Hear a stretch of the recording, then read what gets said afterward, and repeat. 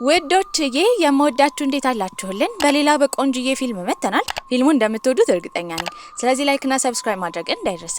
ይበልጥኛል ለማበረታታት ደግሞ እንደተለመደው ቪዲዮቻችንን በቪፒኤን ማየት ነው። ወደ ቪዲዮ ፊልማችን ሲጀምር ሺያውን ያሳየናል። ታዲያ መኪና ውስጥ ሆና በጣም አዝና ነበረ። በዛ ሰዓት ስታስብ የነበረው ከምትኖርበት ትንሽዬ ገጠራማ ከተማ አሁን ወደ ሃይ ስኩል ስኮላርሺፕ አግኝታ አዳሪ ትምህርት ቤት ልትሄድ ነው። የድሮ ቤቷ እንደሚናፍቃት እየተናገረች ነበረ። በዚህ መሀል ግን እናቷ ጭራሽ ደስተኛ አልነበረችም። ደስተኛ ያልሆነችው ልጇ ጥላ ስለምትሄድ ሳይሆን ለሷ ብላ እዚህ ከተማ ድረስ መምጣቷ ነበረ። ታዲያ የሺያውን ታናሽ ወንድም እናትየው በጣም ተወደው ነበረ። ምንም እንዲነካ አትፈልግም። ሁሉ ጊዜ የምታደንቀው እሱ ሲሆን የምትሳደበው ደግሞ ሺያውን ነበረ። ሺያው ይህንን ነገር ለምዳው ነበር ያደገችው። ታዲያ ሹፌሩም ሲናገር የነበረው እናትየው በልጇ መኩራት እንዳለባት፣ ስኩሉ በጣም ታዋቂና የሀብታም እንደሆነ እየተናገረ ነበረ። ምን ዋጋ አለው? ምን ለሚማር ሰው ጥሩ ውጤት ማምጣት የሚጠበቅ ነው። ያን ያህል በልጄ የምኮራ አይነት ሰው አይደለሁም። እናትየው እንዲህ ስትናገር ንግግሯ እየጎዳት ቢሆንም ሺያው ግን ዝም ነበር ያለችው። ወደ ተባለው ዩኒቨርሲቲ በደረሱበትም ጊዜ ግን ላንቺ ብዬ እዚህ ድረስ መጣሁኝ። ይሄኔ ቤቴ ቁጭ ብል ስንት ስራ ሰራ ነበረ። በሻንጣሽና አውርጂ ቶሎ በይ። ታዲያ ሻንጣውንም ካራገፈች በኋላ ገብታ እንኳን ዶርማን እንዲሁም መምህራኖችን ሳትጠይቅ እናትየው ልትሄድ ነበረ። በዛ ሰዓት ወንድምየው የወሰደባትን ሲዲ እያስገባ ሲዲውን የሚያጫውተውን ኢርፎን ያለውን የሲዲ ዲስክ እንዲሰጣት እየጠየቀችው ነበረ። እናትየው ግን አይቻልም ትላለች። ከፈለገች በተሰበረበት እንድትጠቀም ነበር የነገረቻት። እሷም እሺ ብላ ወደ ውስጥ ነበር የገባችው። በገባችበት ጊዜ ግን የትምህርት ቤቱ ቆንጆ፣ ኮስታራ፣ ተደባዳቢ እንዲሁም በጣም አስቸጋሪ ሊያም የሚባለውን የሀብታም ልጅ ነበር ያየችው። ታዲያ እሱ ግን ግንባሩ አካባቢ ተፈንክቶ እየደማ ነበረ። ፍዝዝ ብሎ ነበር ሲመለከታት የነበረው። እሷም ከኪሷ ሶፍት አውጥታ ሙሉ ፓኮን ትሰጠዋለች። ያደረገችው ነገር የማይሆን እንደሆነ ስትረዳም ቶሎ ብላ ከሶፍት ውስጥ ካወጣች በኋላ አንድ ፍሬ ሰጥታው ነበረ። አመስግኗት ዝም ብሎ ይሄዳል። ታዲያ አሁን ከተማሪዎች ሁሉ መጨረሻ ስለመጣች የደረሳት ያለው የመጨረሻ ዶርም ነው። ለብቻዋም እንደምትኖር ነበር የተነገራት። ይሄ ነገር ፊቷ ላይ ደስታ ነበር የፈጠረላት። ታዲያ አሁን ከእናቷ ጭቅጭቅ ርቃ ለብቻዋ ክፍል ሊኖራት ነበረ። ታዲያ ገላዋንም ከታጠበች በኋላ ልብሷን እያዘጋጀች እየቀየረች እያለ ግን በሩን ከፍቶ የመጣው ሊያም ነበረ። ትጮኻለች። ለምን እንደመጣ እየጠየቀችው ነበረ። ምክንያቱም ይሄ የሴቶች ዶርም ነው። ታዲያ እሱ ሰው እንደገባ እንዳላወቀ ከዚህ ቀደም ከአስተማሪዎች ተደብቆ ጊዜ የሚያሳልፍበት ክፍል እንደነበር ይነግራታል። እሷን በቁጣ እንዲወጣ ነበር የነገረችው። ጥፋቱ ያንቺ አይመስልሽም? በሩን እኮ መቆለፍ ነበረብሽ። ከሱ ጋርም ይሄን አውርታ የሄደችው መምህር ለመጠየቅ ነበረ። የምትማርበትም ክፍል ከጠየቀች በኋላ ለማረፍ ወደ ዶርማ በምትሄድበት ጊዜ በመስኮት ዘሎ የገባው ሊያም ነበረ። ታዲያ የተሰበረ ሲዲ ክፍሏ ውስጥ እንዳየ፣ በዚህም እሱ አዲስ ስላለው እንድትወስድ ነበር የነገራት። ልክ እንዳያት የሆነ የሚያስከፋት ነገር እንዳለ ተረድቶ ነበረ። እሷ ግን ጭራሽ አልቀበልም ትላለች። የሰጣት ሲዲ ላይም በሀገሪቷ ውስጥ የታወቀ ጄቻው የተባለ አርቲስት የፈረመበት ነበረ። እንድትቀበለው ለማድረግም እሷ ካልተቀበለችው ሲዲውን እንደሚጥለው ነበር የነገራት። በዚህም እሷ እሺ ትልና ትቀበለዋለች። ብዙ ጊዜ እዚህ ክፍል እየመጣሁ ደበቅ ነበረ። አይዞሽ፣ ከዚህ በኋላ ያላንቺ ፍቃድ እዚህ ክፍል አልገባም። እሷን በመቀጠል የውትድርና ስልጠና ስለነበራቸው ሴክሽን ኢ ስለሆነች ከጓደኞቿ ጋር ተገላም ቢሆን ዝናብ ስለሆነ ተጠላ ቆማ ነበረ። ተማሪዎች ተሰብስበው በነበሩበትም ጊዜ ሊንግ የተባለችው በጣም የሚያደንቋት ወንዶቹ የሚያመልኳት ቆንጅዬ ልጅ ወደዛ መጣ ነበረ። በዛ ሰዓት አንዲት ሴት ወደሷ ትመጣለች። ልጅቷ ስትታይ ቀበት ትመስል ነበረ። በተለሳለሰ ድምጽ ስሟ ማን እንደሆነ ትጠይቃታለች። እሷም ስሟን ከመናገሯ በፊት ግን ሊያም ስሟን እየጮኸ ሺያው እያለ እየተጣራ ወደሷ ነበር የመጣው። ታዲያ እሱም ትናንትና ቻርጀር እንዳበደረችው በዚህም ቻርጀሩ ሊመልስላት እንደመጣ በመናገር ሰጥቷት ነበረ። ታዲያ እሷን ልትተዋወቃት የነበረችው ሌሲ የተባለችው ተማሪም ሊያወራት በምታይበት ጊዜ በጣም ቀንታ ነበረ። በድብቅ እሱን ስለምትወደው ሁለቱ ያላቸውን ግንኙነት ተማሪዎቿ አጥብቀው እየጠየቋት ነበረ። እሷም እንደማታውቀውና ዝም ብላ እንዳገኘችው ነበር የተናገረችው። በቀጣይ ጊዜ ፈተና ነበረ። ታዲያ ፈተና በምትሰራበት ሰዓት ተማሪዎቹ አንድ በአንድ ሰርተው እየወጡ ነበረ። መደናገጥ ውስጥ ትገባለች። በተደጋጋሚ እየተሳሳተች ነበረ። እንደምንም ብላ ግን ፈተናዋን መጨረሻም ቢሆን ጨርሳ ትሰጣለች። እሷም ወደ ዶርማ በተመለሰችበት ጊዜ እናቷ ነበር የደወለችላት። በጣም ደስ ብሏትም ለእናቷ ያሳለፈችውን የትምህርት ጊዜ ለመናገር ብታስብም እናትየው ግን እሷን ለመስማት አልነበረም የደወለችው። የነገረቻትም ስርዓት እንድትይዝ ምንም ቢሆን ችግር ውስጥ እንዳገባ ነበር ያስጠነቀቀቻት። በዚህም እሷ መልስ ሳትመልስላት ነበር ለእናቷ የዘጋችው። ለረጅም ሰዓት ዝም ብላ ቁጭ ብላ ነበር። እናቷ እንደማትወዳትና እንደ ሸክም እንደምታያት ነበር የተረዳቸው። በቀጣይ ቀን ውጤት ይለቀቃል። ነገር ግን ያመጣችው ውጤት አማካኝ ነበረ። እንዳሰበችው ጥሩ ውጤት ልታመጣ አልቻለችም። ፊት ለፊቷ የተቀመጠችም ተማሪ ስትነግራት የነበረው በቀጣይ ጊዜ ማሻሻል እንደምትችል፣ የ10ኛ ክፍል ፈተና በሚፈተኑበት ጊዜ ከከተማው አንደኛ እንደወጣች ስለ ሺያው እንደምታውቅ በዚህም እንደምታሻሽል እየነገረቻት ነበረ። በመቀጠል ትክክለኛውን ጥያቄ ነበር የጠየቀቻት። ሊያም ምኗ እንደሆነ ትጠይቃታለች። እሷ ግን ምንም ግንኙነት እንደሌላቸው ዝም ብላ እንደምታውቀው እየተናገረች ነው። በአቅራቢያው የተቀመጠችው ሊንሲም በጣም ቀንታ ነበረ። በቀጣይ ትዕይንትም ከተማውን እየተዟዟረች ነበረ ለማየት ያሰበችው። እዛ አንድም የሚያውቃት ሰው የለም። ዝናባማ ስለነበረ ሁሉም ጥላቸውን ይዘው እየተራመዱ ነበረ። ማንም ሰው ስለማያውቃት እንዲሁኝ እንደዛ አድርጊ የሚላት ሰው ስለሌለ ትልቅ ደስታ ውስጥ ነበረች። በዚህም ነፃነቷን ለማወጅም ሰዎቹ ሁላ ዝናብ ሽሽት በሚሮጡበት ጊዜ እሷ መሀል ሆና እየደነሰች ነበረ። ትልቅ ደስታ ውስጥ ገብታ ነበረ። እንደ አጋጣሚ ሲዲ ለመግዛት በአቅራቢያው የነበረው ሊያምም ሲያት በጣም ፈዞ ልክ እንደ ልጅ እንደሆነች እያሰበ ነበረ። በመቀጠልም የገባችው እሷም ሲዲ ለመግዛት ነበረ። በዛ ሰዓት ግን የመረጠችው እንግሊዘኛ የሚያስተምረውን ሲዲ ነበረ። እሷ በሀገር አቀፍ ደረጃ ታዋቂ የሆነችው እንግሊዘኛ ሙሉ ውጤት በማምጣቷ ነበረ። እሱ ካያት በኋላ ሰዎች የሚመርጡት የሙዚቃ እንደሆነ እሷ ግን ለመማር ለምን ሲዲውን እንደምትመርጥ ይጠይቃታል። በዚህም አጠገብ ላጠገብ ቁጭ ብለው ነበረ። እዚህ ምን እንደሚሰራ ትጠይቀዋለች። እኔ የሚገርመኝ ነገር ጓደኛ የለህም? ለዛ ነው ሁሉም ቦታ ብቻህን ማይህ አይደል? እኔ ጓደኞች የሉኝ እያሾሽብኝ እንደ አንቺ አለሽ አንዴ ስልክሽን በገመድ አንገትሽ ላይ የምታንጠለጥይ። የከተማውን ነገር አላውቀውም። እኛ ግን እዛ ገጠር እያለ እንደዚህ ነበር የምናደርገው። በመቀጠልም ቁጭ በሚሉበት ጊዜ ይቅርታ እየጠየቃት ነበረ። እንዴት እንደሆነ በማያውቀው ሁኔታ ሁሌ ጥሩ ተማሪዎችን እንደሚያናድዳቸው እየነገራት ነው። እሷ ግን እንዳልተናደደች በሄደችበት ስለምታገኘው ግን ደስተኛ እንደሆነች ነበር የነገረችው። ታዲያ እሱም መስማት የሚፈልገው ይቺን ብቻ ነበረ። ጓደኝነታቸውን ከዚህ በኋላ እንዲቀጥል ለማድረግ ስልኩ ላይ ስልክ ቁጥሯን ለማስቀመጥ ተቀብሏት ነበረ። ስልኳ ላይ ሴቭ ያደረገችው 3 ብቻ ነበረ። አንድ የቤት ስልካቸውን፣ አንዱ የእናቷንና አንዱ ደግሞ የአባቷን ነበረ። እሱም ይህን ባየበት ጊዜ በጣም ተገርሞ ነበር። ክፍል ውስጥም በነበረችበት ጊዜ እንደ ድንገት ቦርሳዋ ዝርግፍ ይላል። በዛ ሰዓት እቃውን ለመሰብሰብ በመደናገጥ እየሞከረች ነበረ። ያኔ ሌንሲ ያየችው ግን የሲዲ ማጫወቻውን ነበረ። እሱን የሲዲ መጫወቻ ከዚህ ቀደም ታውቀው ነበረ። በዚህም ወደፊት በመቅረብ እንደሰረቀቻት እየተናገረች ነበረ። አረን ያልሰረኩም ታዩ ከገጠር ነው የመጣሹ። ከዛ ደሃ የሆኑ ሰዎች እየመጡ ከሀብታም መስረቅ ይወዳሉ። እኔማ እረዳሻለሁ፣ ነገር ግን ይሄ ቃየኒ ስለሆነ ነው። ታዲያ እሷ ለሊያም ለልደቱ ያንን ሲዲ ሰጥተው ነበረ። እሱ ደግሞ በመቀጠል የሰጠው ለሺያው ነበረ። ምንም የማታውቀው መሀል ቤት ያለችው ሺያው ግን ድርቅ ብላ ትቀራለች። የክፍሉም ዋና አለቃ የሆነው ልጅ ምናልባት ያ ሲዲ ተመሳሳይ ሊሆን እንደሚችል ማጫወቻው ላይ የተለየ ነገር ካላት ሌንሲ በምትጠየቅበት ጊዜ ከጀርባ ስሟ ነበረ። በዚህም ተገልጦ ሲታይ እውነትም ስሟ ነበር። ተማሪዎቹ እንዳለ ሌባነሽ እያሏት ነበረ። ታዲያ ደሃ ሆና ሀብታም ለመሆን እየሞከረች እንደሆነ እየተነገራት ነው።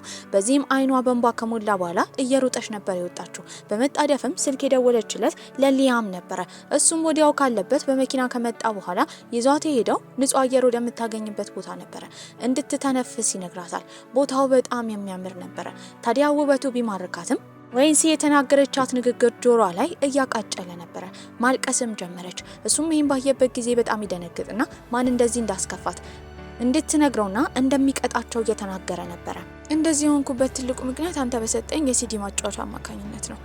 ስሙ ላይ እኛ ክፍል ውስጥ የምትማር አንድ ልጅ አለች፣ የእሷ ስም አለበት። በዚህም ሰረቅሽ ብላ ሁሉም ሰው ፊት አዋረደችኝ። እሱም ይሄን ከሰማ በኋላ በእርግጠኝነት ሌንሲ እንደሆነች አውቆ ነበረ። ምክንያቱም እንደ ልደት ስጦታ የሰጠችው ያንን ማጫወቻ እሷ ነበረች። ታዲያ እውነት እንደሆነ በሰማችበት ጊዜ ሺያው በጣም ነበር የተናደደችው። ያደረከው ነገር ልክ አይደለም። ሰው የሰጠህን ስጦታ እንዴት አሳልፈ ለሌላ ሰው በስጦታ መልክ ትሰጣለህ? እሱም ይቅርታ ይጠይቃታል። ታዲያ እሷም ይቅርታውን ተቀብላ ነበረ። ጥላው ልትሄድ ስትል ግን ቅንጡ ሬስቶራንት ውስጥ ምግብ እንደሚጋብዛት ይነግራታል። ይህንን ነገር ከዚህ ቀደም አይታው ስለማታቅ ተስማምታ ነበረ። እዛም በሄደችበት ጊዜ ሰዎች በቅንጡ ማንኪያና ሹካ ነበር የሚመገቡት። ታውቃለህ፣ ይህንን ሁሌ የማየው በቲቪ ነበረ። እንደዚህ አይነት ቤት ውስጥ እገባለሁ ብዬ አስቤ አላቅም። ታዲያ እሱም አያቱ ሁል ጊዜ ወደ ተለያዩ ሬስቶራንቶች እንደሚወስዱት የእሷስ ቤተሰቦች እንዴት እንዳልወሰዷት እየጠየቃት ነበረ። ያው የኔም አያት ምንም አይልም፣ ነገር ግን የሚወደው ታናሽ ወንድሜን ነው። አሁን ግን በህይወት የለም፣ ግን ጥሩ ሰው ነበረ። ይህንን ሲሰማ አዝኖላት ነበረ። በልተው ከጨረሱ በኋላ ቦታውን እየተዘዋወረች ልክ እንደ ልጅ ፍንድቅድቅ እያለች እያየች ነበረ። እሱም እያያት በአኳኋኗ ተገርሞ ነበረ። ፈተና ከተፈተኑ ብሬክም በኋላ ወደ ቤት ሄዳ ነበረ። ታዲያ እዛ እናትየው ስለመጣች ደስተኛ አልነበረችም። ምግብ ተመግባ በምትጨረስበትም ጊዜ ሌሊት ላይ እያጠናች ነበረ። ያኔ ደግሞ ሊያም በተደጋጋሚ ስልክ እየደወለላት ነው። በዚህም እስክሪብቶዋ ይወድቃል። በዛ ሰዓት ድምጽ ተሰምቶ ነበረ። ወንድምየውን ከመጣ በኋላ እሷ ማተኛ ከሆነ ሌሎች ሰዎች መተኛት እንደሚፈልጉ ስርዓቷን እንድትይዝ እየነገራት ነበረ። በመቀጠልም የወጣችው እናትየው ነበረች። እናትየውም እንደተለመደው ምክንያቱን ሳታውቅ የተቆጣችው ሺያውን ነበረ። ያን ያህል ድምጽ አላሰማውም እኮ እስክሪብቶ እኮ ነው የወደቀው። የቤተሰቦቿ ነገር ስልችት ብሏት ነበረ። ወደ ዶርም በምትመለስበት ጊዜ በር ላይ የጠበቃት ሊያም ነበረ። ስልክ በተደጋጋሚ እንደደወለላት ለምን እንዳላነሳች እየጠየቃት ነበረ። ልትመልስ አልፈለገችም። ብቻዋን መሆን እንደምትፈልግ እየነገረችው ነው። ታዲያ ጊዜው በረዶማ ስለሆነ እንደ መቃለድም በረዶ በማንሳት ልብሷ ውስጥ ነበር የከተተው። ተው በቃ ተዋልኩ አይደለ? እኔ መጫወት ብቻ አያስፈልገኝም። ምናልባት አንተ እዚህ የምትመጣው ለመዝናናት ይሆናል። ገንዘብ አለ፣ እኔ ግን የለኝም። ይሄ ነገር የስኬቴ ብቸኛ መንገድ ነው። ንግግሯ ስላስከፋውም ምን ማለት እንደፈለገች። ታዲያ እሱ እዚህ የሚመጣው ለመዝናናት ብቻ እንዳልሆነ፣ እሷ እዚህ የመጣችው ለእውቀት ይሁን ለገንዘብ ነበር የጠየቃት። ምን አይነት ጥያቄ ነው? ገንዘብ ላንተ ላይ ጠቅም ይችላል፣ ነገር ግን ለእኔና እንደኔ አይነት ሰዎች ላሉ ገንዘብ ይጠቅመናል። በንግግሯ ተናዶ ነበረ ጥሏት ሄደው። ታዲያ እሷም ዞር ብላ እያየችው ነበረ። ተመለስ ብትለው ደስታዋ ነበረ። ነገር ግን ንግግሯና ኩራቷ ሊፈቅድላት አልቻለም። እሱም ራሱን ለማረጋጋት የሄደው አያቱ ጋር ነበረ። ፍዝዝ ብሎ በተደጋጋሚ ስልኩን እያየ ነበረ። አያትየውም ይሄን ባስተዋሉበት ጊዜ አበባ ውሃ እያጠጡ ስለነበረ እላዩ ላይ ውሃውን እየደፉበት ምን ሆኖ እንደሆነ እየተጠየቀ ነው። እሱም ምንም እንዳልሆነ እየተናገረ ነበረ። ከትንሽ ቆይታ በኋላ አያትየው ያስሉ ጀመረ። ታዲያ ቁጭ አድርጓቸው መድኃኒታቸውን ሊያመጣላቸው ነበር ሄደው።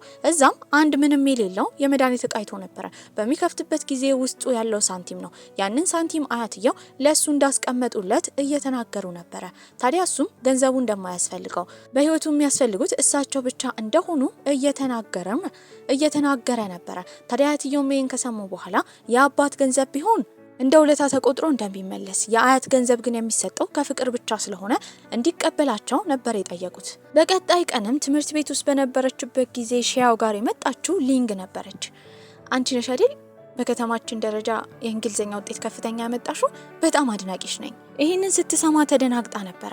ታዲያ እሷ ትምህርት ላይ ትንሽ ጎበዝ እንደሆነችና ሰውን ማዋራት ላይ ግን ጎበዝ እንዳልሆነች እየተናገረች ነው። ሊንግ ግን ጸባያ ስለተመቻት በቅርቡ የልደት ፕሮግራም ስላላት እዛ ፕሮግራም ላይ እንድትመጣ ነበር የጋበዘቻት። ሺያው ለመጀመሪያ ጊዜ ነበር የጓደኝነት ስሜት የተሰማት። በዚህም እንደምትመጣ ትናገራለች። ወደ ቦታው በምትሄድበት ጊዜ ግን ቅንጡ ዝግጅት ነበረ። ዲኮሩ፣ ኬኩ፣ ሁሉም በጣም ያምራል። አይታ የማታውቀው አይነት ነበረ። የተሰበሰቡ ጓደኞችም የሊንግ ሀብታም ጓደኞች ነበሩ። ከነሱ መሃል ሌሲም ነበረች። ታዲያ ሁሉም የብዙ ዶላር ስጦታ እየሰጡ ነበረ። ሁሉንም ስጦታዎች ካየች በኋላ ግን ሊንግ የወደደችው ሺያው የሰጠቻትን ስጦታ ነበረ። ቆንጅዬ ስካርቭ ነበረ። ከልቧ እንደሰጠቻት ነበር የተረዳችው። ሲታይ ግን የዲዛይነር አይመስልም። ማለቴ ዋጋው በጣም ርካሽ ነው። እንደዚህ አይነት ነገር የምትገዛው ደግሞ በእርግጠኝነት ሺያው ነች አይደል? ሌሲ በቻለችው መጠን ክፉ ስሜት እንዲሰማት ለማድረግ እየሞከረች ነበረ። ሊንግ ግን በተደጋጋሚ እንደወደደችው እየተናገረች ነው። ሌሲ በዛ አላቆመችም፣ ትሰድባት ጀመረ። በቦታው ታድሞ የነበረው እስካሁን ዝም ያለው ሊንግ ግን በአሁኑ መሀል ከገባ በኋላ ሌሲን ይሰድባት ጀመረ። ታዲያ እሷ ራሱ ምንም እንደማታውቅ እንደምታስመስል፣ ቤተሰቦቿ ያን ያህል ሀብታም እንዳልሆኑ፣ ብራንዱላ እንደሚወሳሰብባት እየተናገረ ነበረ። ታዲያ ሁሉም ተማሪዎች ለምን ለሷ እንደሚያግዝ፣ ግንኙነታቸው ምን እንደሆነ ስለ ሺያው ነበር የተጠየቀው። ከመመለሱ በፊት ሺያው ነበረች የተናገረችው ፍቅረኛዬ ነው። እሱም ደንግጦ ነበረ። እጁንም ይዛ እየጎተተች እየሮጠች ይዛው ከዛ ቦታ ነበር የሄደችው። አንድ ቦታ ማረፍ ካሉ በኋላ ስቅስቅ ብላ ማልቀስ ጀመረች። ለምን እንደምታለቅስም ይጠይቃታል። ታዲያ ሌሲ ስትሰድባትም ራሷን ለመከላከል ምንም አይነት ነገር እንዳልተናገረች ለምን እንደሆነ እየጠየቃት ነበረ። እማለቅሰው በዛ አይደል? ለምን እንደሆነ አላቅም። ለራሴ እንኳን መቆም ያቃተኝ ሴት ነኝ። በዚህ ሁሉ መሀል ደግሞ አንተን ፍቅረኛ ያልኩኝ። በዚህ ሰዓት ሁሉም ጠልተው ይሆናል። እንደኔ አይነት ደካማ ሴት አታስፈልግም። ሲቀጥል ደግሞ ደሃ ነኝ። ቤተሰቦች ያልወደዱኝ፣ እንዴት አንተ ልትወደኝ ትችላለህ? አዝና ተነስታ ልትሄድ ስትል ግን ያስቆማታል። ታዲያ እሱም የራሱ ቤተሰቦቹ እንደተውት፣ እናቱ እሱም በምትወልድበት ጊዜ እንደሞተች፣ አባትየው ደግሞ በጣም ቁጡ እንደሆነ፣ ታዲያ ሌላ ሴት አግብቶ አሁን የሚኖረው ከአያቱ ጋር እንደሆነ፣ አያቱ ብቻ እንደሚወደው እየተናገረ ነበረ። በዚህም እሷ ከዚህ ቀደም ጭንቀት የሌለው የሀብታም ልጅ እንደሆነ መናገሯ ጥፋት እንደሆነ የተረዳችው። ሁሉም በየራሳቸው ችግር እንዳለባቸው ነበር ያሰበችው። ታውቂያለሽ አይደል? አንቺ ብትበዥብኝ እንጂ አታንሽብኝ። ከሁሉም ሴቶች ትለያለሽ። ንጹህ ነሽ፣ ደግ ነሽ። ከሁሉም በላይ የተደባበቅሽ አይደለሽ።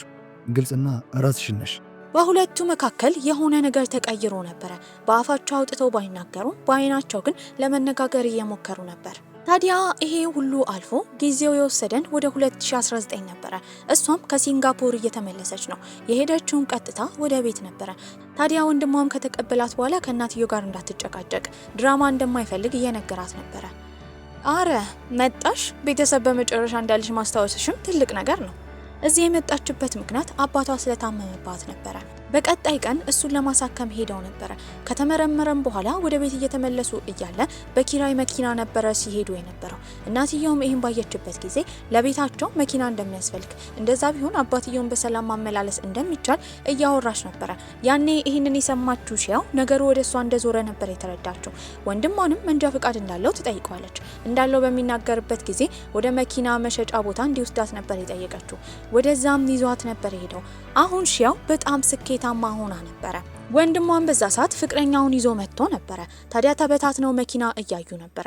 እሷም አንድ መኪና መርጣ ፊትለፊቷ ያየችው ግን ማመን ያቃታትን የድሮ ጓደኛዋን ሊያምን ነበረ።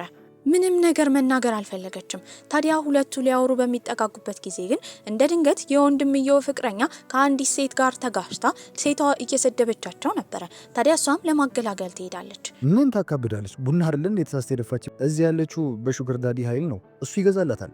ወደ ቦታውም ሊያም መጥቶ ነበረ። ይህን ሁሉ ነገር ያየችው ሺያውም ወንድሟ ይቅርታ እንዲጠይቅ ነበር የነገረችው። ይቅርታ ከጠየቀ በኋላ ያቺ ቡና የተደፋባት ሴትና ሊያም ከሩቅ ሆነው እያወሩ ነበረ። ይህንን ያየችው ሺያው በማታውቀው ሁኔታ ልቧ በጣም ተከፍቶ ነበረ። በእርግጠኝነት ፍቅረኛ ይዟል ብላ ነበር ያሰበችው። በዚህም ፊቷን አዙራ እንባዋ እንዳይታይ መነጽሯን አድርጋ ልትሄድ ስትል ከኋላ የጠራት ሊያም ነበረ። ሊያወራት እንደሚፈልግ ነበር የነገራት። እሷ ግን ልታወራው ስለማትፈልግ መኪናውን ለመቃኘት እየሞከረች ነበረ። እሱ ሲጠይቃት የነበረው ወንድሟ ያደረገው ነገር ልክ እንዳልሆነ፣ ልጅቷ በሹገር ዳዲ ሀብታም እንዳልሆነች እየተናገረ ነበረ። በዛ ብቻ አላበቃም። ምናልባት ውጭ ሀገር ሄዳ መማሯ ጸባያን እንደቀየረው እየነገራት ነበረ። ምን ነው ያኔ ደካማ የነበረችው ገንዘብ የሌላት ምንም የማታውቀውን ሴት አድርገን አሁንም የምታስበኝ? ታውቃለህ አይደል? እዚህ ቤት ውስጥ ያለውን ቅንጡ መኪና መግዛት እችላለሁ። ታዲያ እሱም ወዲያው የመኪናውን ዋጋ ነበር ያሳያት። ኦንላይንም እንድትከፍል ነበር የነገራት። ታዲያ እንደምትከፍልም ነበር የተናገረችው። ቤት ከገባች በኋላ ግን ሁሉም ነገር እውነት አልነበረም። ውጪ ወጣ ስኬታማ ብትሆንም አሁን ግን የባንኳ ገንዘብ በጣም እየወረደ ነበረ። ይህም የሆነው ለአባቷ በየጊዜው የሕክምና ገንዘብ የምትከፍለው እሷ ነበረች። በዚህም በጣም ፈርታ ነበረ። በዚህ ሁኔታ ውስጥ ሆና ደግሞ ቅንጡ መኪና መግዛት ባንኳ ውስጥ ምንም ነገር እንዳይቀራት ያደርጋል። መናገሯ ጸጸት እንደሆነ እያሰበች በነበረበት ጊዜ የመጣው ወንድሟ ነበረ። እታች እሷን ለማናገር ሰው እንደቆመ ነበር የነገራት። በዚህም በምትወርድበት ጊዜ ደርቃ ነበር የቀረችው። ሊያም እሷን ለማግኘት ነበር የመጣው። የቅድሙ ጭቅጭቅ ረገብ ብሎ በፍቅር አይን እየተያዩ ነበረ። ወደ መኪናው እንድትገባ ነበር የነገራት። ስላያትም በጣም ደስተኛ እንደሆነ እያሳወቃት ነበር። ትውስታችንም ወደ 2006 ይመልሰናል። ታዲያ እሱና እሷ በጣም ተቀራርበው ነበረ። ብዙውን ጊዜ የሚያሳልፉት አንድ ላይ ነው። ከባድ ፍቅር ውስጥ ገብተው ነበረ። እሱ ያለ እሷ ያለ እሱ ጭራሽ አይሆኑም ነበረ። ብዙ ጊዜ ስጦታ ይሰጣታል። በጣም የምትወደው እስካሁን የምታደርገው እሱ የሰጣትን ስካርቭ ነበረ። ግንኙነታቸው ችግር ውስጥ የገባው አንድ ቀን ላይ እሷ ወደ ዶርም ስትሄድ ከባድ ዝናብ ዘንቦ ስለነበረ ጎርፍ ክፍሏ ውስጥ ገብቶ ነበረ። ታዲያ ምን ማድረግ እንዳለባት ግራ ገብቷታል። ተደናግጣ በነበረበት ጊዜ ያሸሸችው ደብተርና መጽሐፏን ነበረ።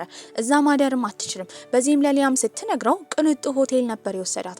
ታዲያ እዛ ሆቴልም ማደር እንደማትችል የምትከፍለው ገንዘብ እንደሌለ ትነግሯለች። እሱ ግን አንድም ቀን እንኳን ስለ ገንዘብ ተጨንቆ እንደማያውቅና እዛ ማደር እንደምትችል ነበር የነገራት።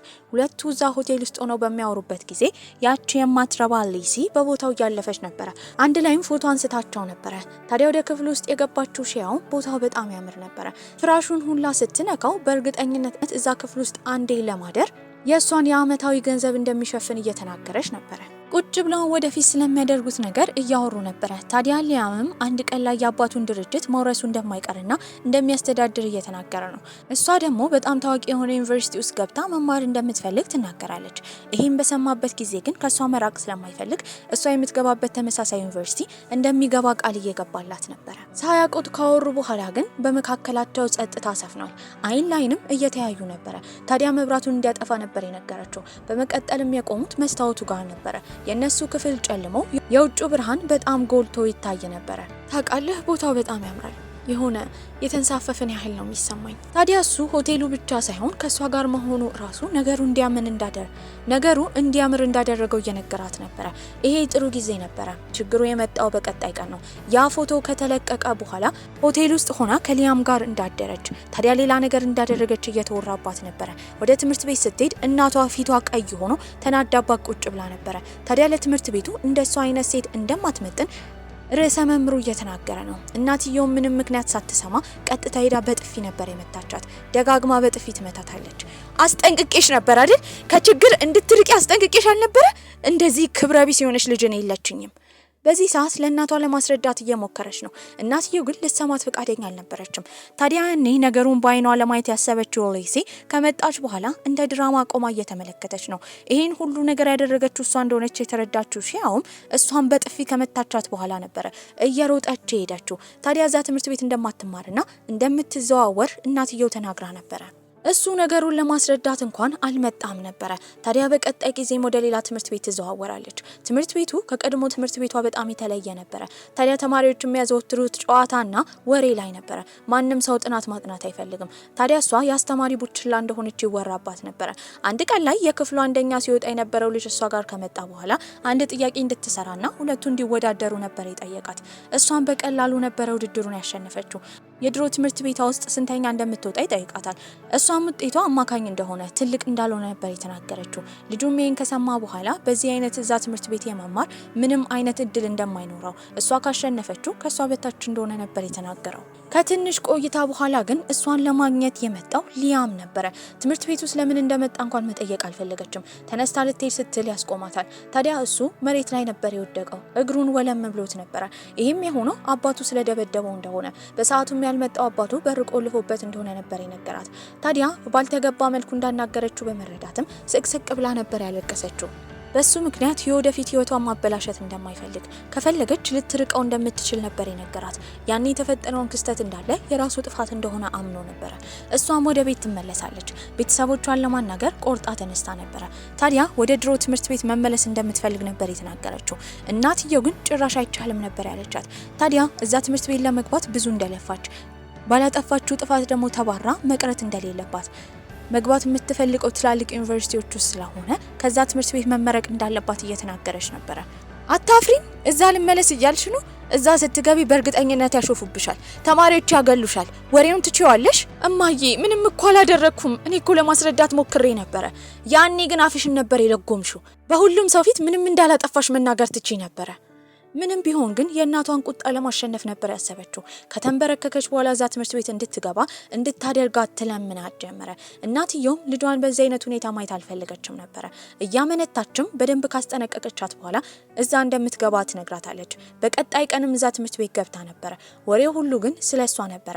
አብሶ ሌሲ እዚህ ትምህርት ቤት ስለመጣች ደስተኛ አልነበረችም። ገና ለገና ተገላግያታለሁ ብላ አስባ ነበረ። ታውቂያለሽ፣ ትምህርት ቤታችን ስሙን አጥፍተሻል። ከወንድ ጋር የምታደር ሴት እዚህ ትምህርት ቤት ውስጥ ማናለሽ ቢባል ቆይ ማን ያምናል? ይሄ ነገር ሺያውን ቢያናድዳትም ለመረጋጋት እየሞከረች ነበረ። ባለፈው በጥፊ ደርግሜሽ ነበረ። ምን ነው ትምህርት አልሰጠሽም እንዴ? ይህንን ሲሰሙ ተማሪዎቹ እንዳሉ እየተሳሳቁ ነበረ። በመልሷ በጣም ነበር የተናደደችው። በመቀጠልም ሌሲ ፊት ለፊቷ ስለምትቀመጥ ያላትን ኮዳ ውስጥ ያለውን ውሃ የምትቀመጥበት ላይ በመድፋት ከዚህ በኋላ አጠገቧ እንዳትደርስ ነበር ያስጠነቀቀቻት። ታውቂያለሽ፣ አንዳንዴ ዝም ማለት ድክመት አይደለም፣ መናቅ ነው፣ ንቄሽ ነው። ደግመሽ ስለኔ ብታወሪ ግን ያንን ጥፊ ነው የምደግመው። በቅርቡ ከዚህ ትምህርት ቤት እንወጣለን፣ ወደ ዩኒቨርሲቲ እንሄዳለን። ያኔ ትገላገኛለሽ። በንግግሯ ሁሉም ሰው ደንግጦ ነበረ። የሆነ ጊዜ ላይ ዝምተኛ ያላቱን ሁላ የምትቀበል ሴት አሁን በጣም ኮስታራ ሆና ነበረ። በቀጣይ ጊዜም የዩኒቨርሲቲ መግቢያ ፈተና እየደረሰ ስለሆነ ሞዴል እየተፈተኑ ነበረ። ሁሉም ትምህርታቸው ላይ ትኩረት አድርገዋል። ውጤቷ ግን እንደፈለገችው አልሆነም። በእርግጠኝነት የተመኘችው ዩኒቨርሲቲ እንደማትገባ አስባ ነበረ። ውጤቷ በጣም ዝቅ ስላለም የደወለችው ለሊያም ነበረ። ታዲያ ሊያምም እያናገራት ነው። ምንም ቢሆን እስከዛሬ እዚህ ስለደረሰች እንድትበረታታ ነበረ ሲመክራት የነበረው። በመስኮትም እያያት እንደሆነ ሲነግራት ወጥታ ስታየው ደስተኛ ነበረች። በሌላ በኩል ሊያም ደግሞ የተጠራው አያቱ ጋር ነበረ። አያቱ በጣም እየታመሙ ነው። በዚህም በጣም አዝኖ ነበረ። እሳቸውም የሰጡት የባንክ ገንዘባቸው ነበረ። ታዲያ ፓስዋርዱ የሱ የልደት ቀን እንደሆነ እየተናገሩ ነው። እሱ ግን የሚፈልገው እሳቸውን ብቻ እንደሆነ ምንም እንዳይሆኑበት እየጠየቃቸው ነው። አያትየውም እድሜያቸው እንደሄደ ታዲያ የመሄጃ ጊዜያቸው እንደደረሰ እየነገሩት ነበር። በቀጣይ ቀን ግን መምህሯ ነበር የጠራቻት። ታዲያ እሷ መግባት የምትፈልግበት ዩኒቨርሲቲ እንዳለ እንደምታውቅ፣ ነገር ግን ከሱ የበለጡ ቆንጆ ዩኒቨርሲቲዎች እንዳሉ 3 ተማሪዎች እዛ አፕላይ እንዲያደርጉ እንደተደረገ፣ በዚህም እሷ አንዷ እንድትሆን እንደምትፈልግ ነበረ መምህሯ የተናገረችው። ቦታው ወደ ሲንጋፖር ነበረ። ታዲያ ምን ማድረግ እንዳለባት ግራ ገብቷት ነበረ። በቀጣይ ቀን የሄደችው ቤተሰቦቿ ጋር ነበረ። አሁን ቆንጆ ዩኒቨርሲቲ ሲንጋፖር ውስጥ እንዳገኘች ሙሉ ስኮላርሺፕ ስለሆነ የትምህርቷን ትምህርት ቤቱ እንደሚሸፍንላት፣ እነሱ ግን የምትበላና የምትጠጣውን ብቻ እንዲከፍሉላት ነበር የጠየቀችው። እናትየው ግን ጭራሽ እምቢ ነበር ያለችው። ትጮህ ጀመረ። ሺያውም ወደ ክፍሏ ከገባች በኋላ ተመልሳ ትወጣለች። ቆይ እማዬ፣ እኔ ልጅሽ አይደለሁም? ለሱ ገንዘብ ታስቀምጪለት የለ እንደሚማርበት ለኔ አያስፈልገኝም ማለት ነው? እናትየው ይባስ እየተናደደች ነበረ። ታዲያ መቼም ቢሆን ወደ ሲንጋፖር እንደማትሄድ፣ ልክ እንደ ማንኛውም ሴት ቁጭ ብላ የቤት እመቤት መሆን እንዳለባት፣ ትምህርት እንዳልጠቀማትና ግትር እንዳደረጋት እየተናገረች ነው። በመቀጠልም ክፍሏ በመግባት በተለያዩ ውድድሮች ላይ ተወዳድራ ያገኘችውን ሰርተፍኬት እየቀዳደደችባት ነበረ። እናቷን ለማስቆም እየሞከረች ነው። እናትየው ያቆመችው አባትየው ሲቆጣትና ከሺያው ክፍል ገፍትሮ ሲያስወጣት ነበረ። በጣም አዝናለች። የተቀዳደዱ ሰርተፍኬቶቿንም በፕላስተር እየለጠፈች ነበረ። በቀጣይ ቀንም እሷ የሰማችው የሱ አያት እንደሞቱ ነበረ። እየሮጠችም ትሄዳለች። ከሩቅ እሷን ሲያያት በጣም እንዳዘነ ያስታውቅ ነበረ። አጠገብ ላጠገብም ቁጭ ብለው በሚያወሩበት ጊዜ ሲነግራት የነበረው አያትየው ለሱ ብለው ብዙ ገንዘብ እንደሰጡት፣ በዚህም በዛ ገንዘብ በመጠቀም እሷ የምትገባበት ዩኒቨርሲቲ እንደሚገባ ነበር የነገራት። ታዲያ ወደ ሲንጋፖር ልትሄድ እንደሆነ ለመናገር ግን ጭራሽ አላሰበችም። እዚህ ሀዘን ላይ ልትጨመርበት አልፈለገችም ነበረ። ቀናቶች እያለፉ ነው። ምንም እንዳልተፈጠረ አብራው ጊዜ ታሳልፍ ነበር። ይበላሉ፣ ይጠጣሉ፣ ይጫወቱ ነበር። በመቀጠልም ይዟት የሄደው ጫካ ውስጥ የሚደረግ የጀልባ ቀዘፋ ቦታ ነበረ። እዛም እየቀዘፉ ነው። ቦታው በጣም ያምር ነበረ።